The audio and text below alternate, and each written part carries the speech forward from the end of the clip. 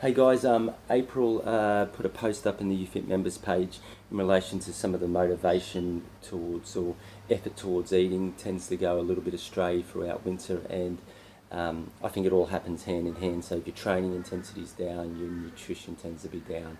So we all know that how that works.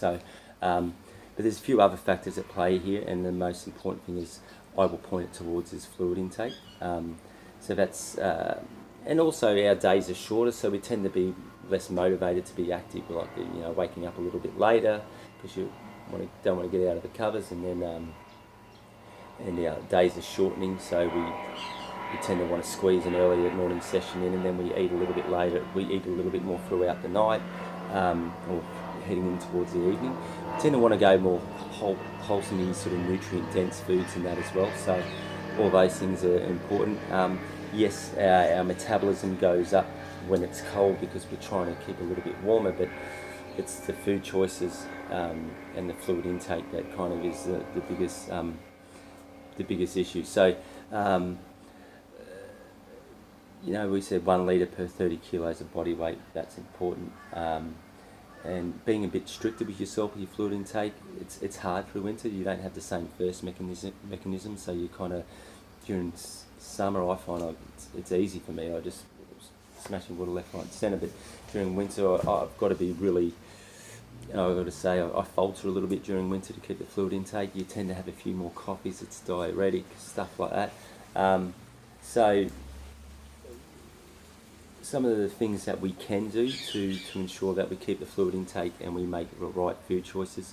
Obviously, the fruit tends to go down a little bit in winter. One, it's less selection of, and two, we just don't feel like it as much. So trying to have fruit post-training, and that still is a good thing because it's got good volume of water in it. We also tend to have less salads, so you want to make sure that you've got a substitute there. I guess the biggest and best substitute for me is that I have shakes, so I'll throw in some proteins, some good fats,